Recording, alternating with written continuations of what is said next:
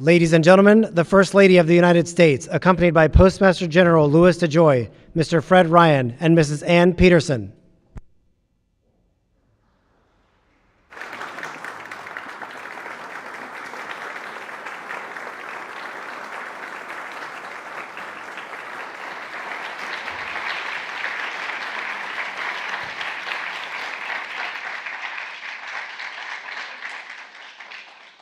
Thank you. Thank you. Thank you, Dr. Jill Biden, First Lady of the United States, for hosting us here today. It is a tremendous honor to be here with all of you. I have the privilege of announcing the United States Postal Service will issue a first-class mail forever postage stamp commemorating the life of First Lady Nancy Reagan. Through our stamp program, the Postal Service seeks to commemorate and celebrate the very best of America. And Nancy Reagan truly represents that ideal. Mrs. Reagan will be the 6th First Lady honored with a U.S. postage stamp. The previous stamps were issued for Martha Washington, the first American woman ever featured on a postage stamp, Dolly Madison, Abigail Adams, Eleanor Roosevelt, and Lady Bird Johnson. Nancy Reagan was an inspiring individual. She was an important part of one of the most pivotal presidencies of the 20th century as a wife, champion, and trusted advisor to our 40th President of the United States, Ronald Reagan. In addition, her legacy of public service and her willingness to confront difficult and often highly personal topics throughout her eventful life made her one of the most influential and admired First Ladies in modern times. To recognize her many contributions to our nation, we will officially issue the Nancy Reagan Commemorative Forever postage stamp on July 6th. The dedication ceremony will be held at the Ronald Reagan Library in Simi Valley, California. Postal Service takes great pride in our mission to bind the nation together. Through the issuance of the Nancy Reagan stamp, we hope to provide the means for the public to come together in remembrance and commemoration of this great and impactful American. I, along with 650,000 women and men of the United States Postal Service, am proud to honor First Lady Nancy Reagan with this stamp. Thank you. Now, I would like our participants to join us.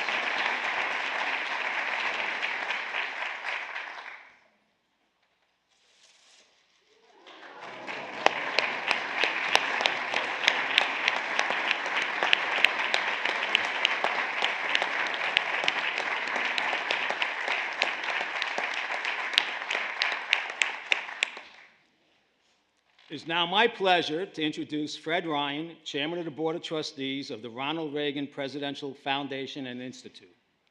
Fred served as an assistant to President Reagan at the White House and as Chief of Staff for former President Ronald Reagan from 1989 to 1995.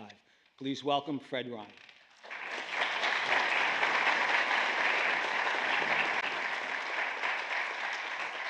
Thank you, Postmaster, Dr. Biden, and I have the feeling someone's looking over my shoulder, and it wouldn't be the first time. It's a pleasure to be able to join you this morning to pay tribute to a remarkable woman and a truly great American. 38 years ago today, on a windswept cliff in Normandy, France, President Reagan delivered one of his best-known speeches, commemorating the 40th anniversary of the Allied liberation. What inspired the great courage of D-Day, he explained in his remarks, was a set of 4 virtues: faith, belief, loyalty, and love.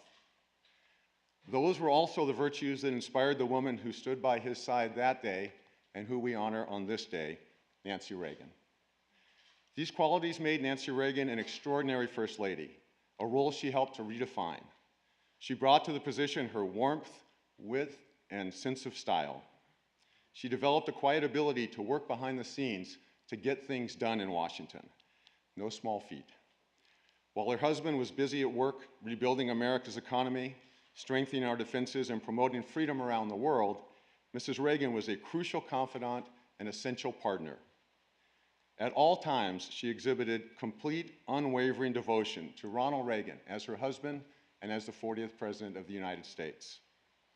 It's no exaggeration to say there would not have been a successful Ronald Reagan were it not for Nancy Reagan. The president himself said of Nancy, "I can't imagine life without her." At the same time, Nancy worked hard to advance her own important initiatives. She was an advocate for foster grandparents and a champion of the arts. She poured herself into restoring and remodeling the White House, enhancing its elegance and beauty.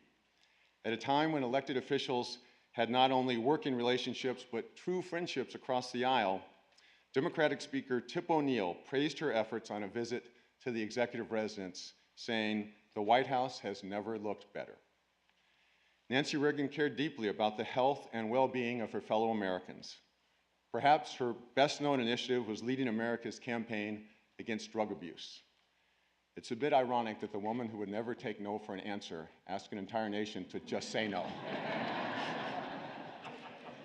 While still serving as First Lady, Mrs. Reagan received a frightening diagnosis: breast cancer. Through her own personal trial, including her public decision to undergo a radical mastectomy, she devoted herself to raising greater awareness of breast cancer and inspired generations of women in their own battles against the disease. And after the White House, when her husband was struck with Alzheimer's disease, hers was the strongest voice in support of life-saving support. Even decades after the Reagan administration ended, she continued to leave her mark on our nation. In every subsequent administration, historians have tried to identify who performs the, quote, Nancy function, the person close to the president concerned only with his well-being and success. And today, through the Reagan Foundation, of which Nancy Reagan was the foremost champion, people from across the country and around the world continue to learn about the enduring values and timeless principles that her husband stood for.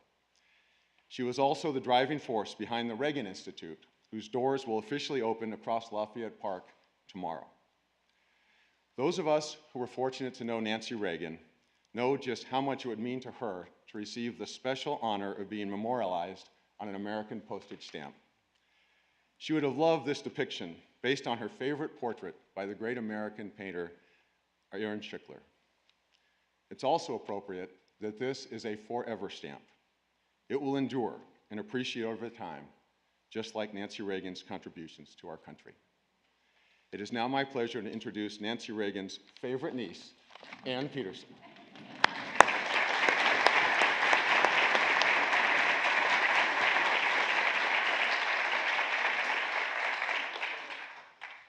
Thank you, Fred, and thank you so much to the First Lady for including me in this special ceremony today. Being asked to the White House is always a true privilege, and being here brings back so many memories for me. In May of 1981, I was working in Senator Hatfield's office on the Hill and living in Georgetown with old family friends. My aunt was settling into her new role in Washington and trying to move beyond the near loss of her husband in late March. I was young, game for anything, and I think, as all nieces and nephews are, a good distraction. During my first week, she invited me over for dinner twice and asked me to accompany her on a trip to the Ingalls shipyard in Mississippi to christen the USS Ticonderoga. Little did I know, these outings would find their way to the metro section of the Post, and as such, there was no more hiding from my coworkers in Senator Hatfield's office, who I was related to.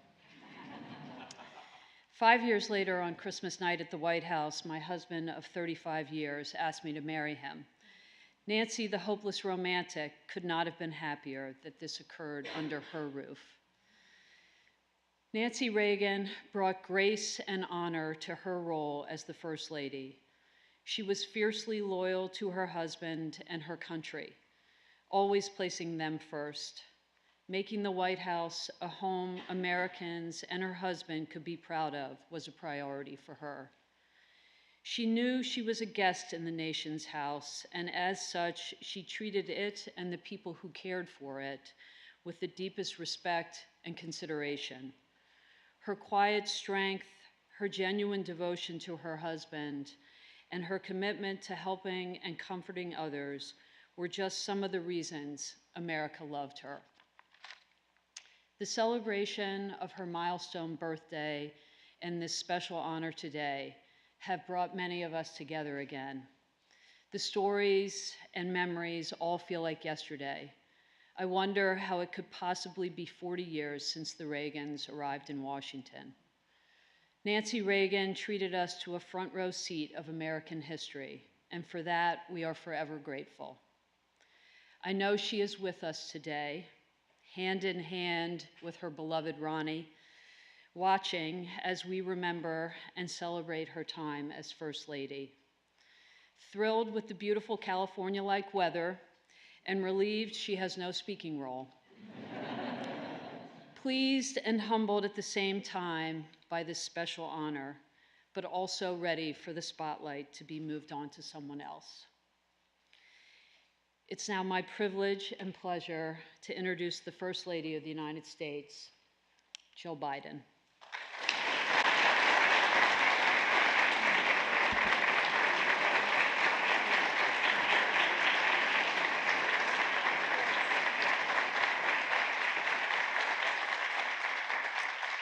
Thank you, Anne. You know, we can all hear really how much you loved your aunt. And I know that she must be feeling so proud of you. And good morning and welcome to the White House. And thank you to the U.S. Postal Service. And isn't this stamp just beautiful?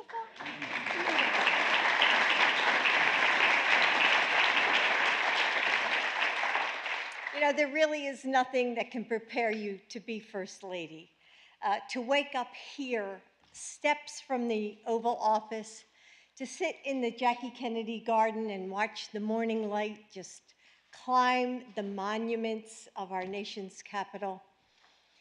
First Ladies aren't elected.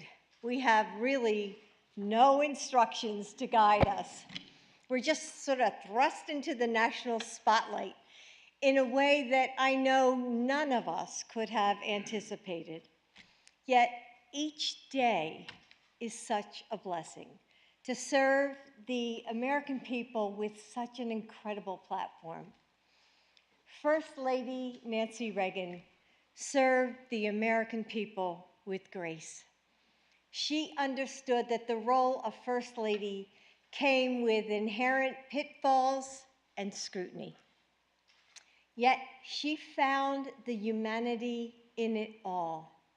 She knew the potential of this role. She traveled the country listening to Americans' stories and just brought them home to her husband. She raised attention on issues that she cared about, and she spoke bravely about her cancer, as was mentioned, and her mastectomy. Next month would have been Mrs. Reagan's 101st birthday, ending her centennial year. And with this stamp, we are affirming that she made such a difference. You know, we can all change the world in big ways and small ones. And Mrs. Reagan reminds us that we need both. It's up to each of us to find small, everyday ways we can bring our communities together. You know, we never know what's behind someone's smile, how much they might need our kindness or our strength. So we must find our own ways to be a shoulder to lean on, be an ear to listen when someone feels alone.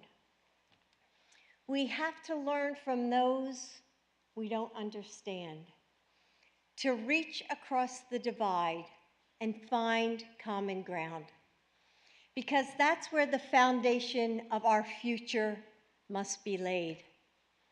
And we all have a role to play. And the more kindness we give, the more is reflected back on us.